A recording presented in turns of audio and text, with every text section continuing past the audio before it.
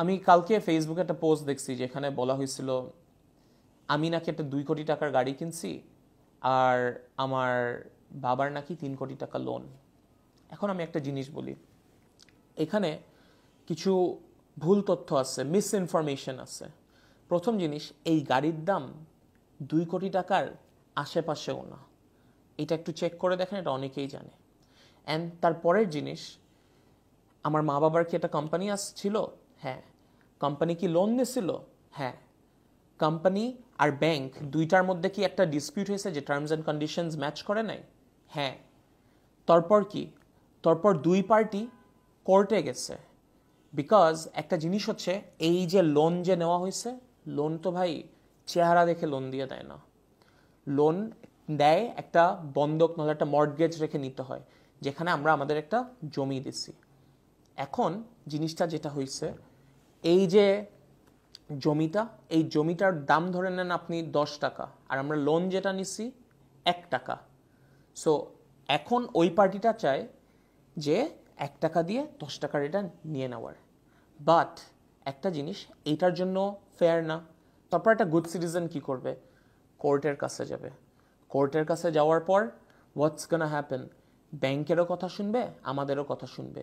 যার লজিকটা যেটা ঠিক মনে করবে আমাদের ব্রাইটেস্ট জাজেসরা ওইটাই, অ্যান্ড দেন ওরা শুনলো অ্যান্ড আমাদের কথায় লজিক পেলো, পরে আমাদের স্টে দিছে।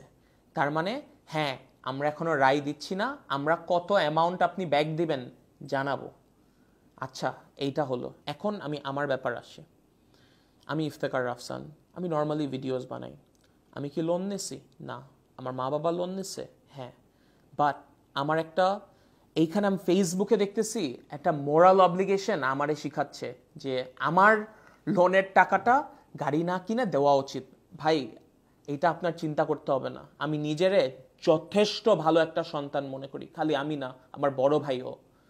আমরা আমাদের ফ্যামিলিকে কোভিডের সময় যখন আমাদের বিজনেস ডাউন খাইছে তখন থেকে সাপোর্ট করি। অ্যান্ড দ্য থিং ইজ, আমাদের তো অ্যামাউন্ট জানাবে, তারপর না আমরা পে ব্যাক করবো।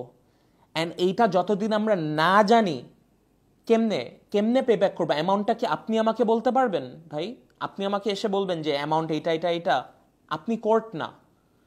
অ্যান্ড যতক্ষণ এই অ্যামাউন্টটা না জানি, এখন যদি আমি একটা আইসক্রিম খেতে যাই, বলবে ভাই আপনি আইসক্রিম খেন না, আইসক্রিমের টাকা দিয়ে আপনি লোনের এটা দিতে পারতেন।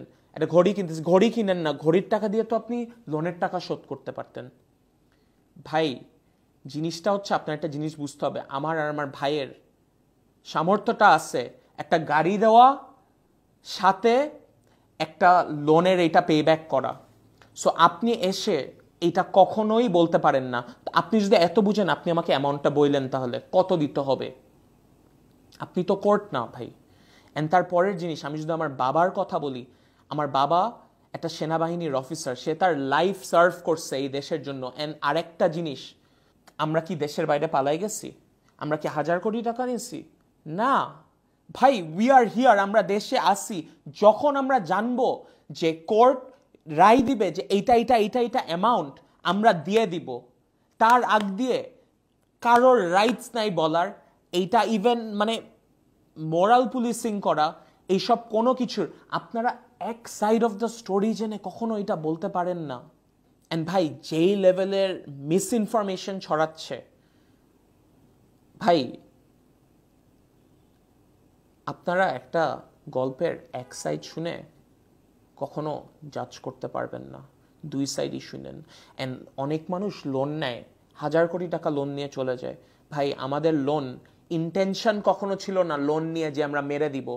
আমাদের ব্যবসার পরিস্থিতি ভালো হয় নাই ওই সময় ভাই। তারপর সব মিলাই যখন কোভিড হয়েছে, পুরো পৃথিবীর সবাই সাফার করছে। ওই টাইমে আমরা গাড়িটা বিক্রি করে দিছি, আমাদের আগের যে গাড়িটা ছিল। তখন আই গেস আমার ইচ্ছাটা ছিল তখন থেকে যে আমি আমার মা বাবাকে একটা গাড়ি কিনে দিব। এটা আমি জানি প্রত্যেকটা সন্তানেরই একটা ইচ্ছা।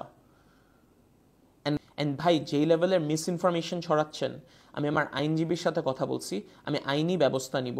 কারণ এইখানে সাব জুডিশিয়ারি ম্যাটার্স নিয়ে কথা হচ্ছে।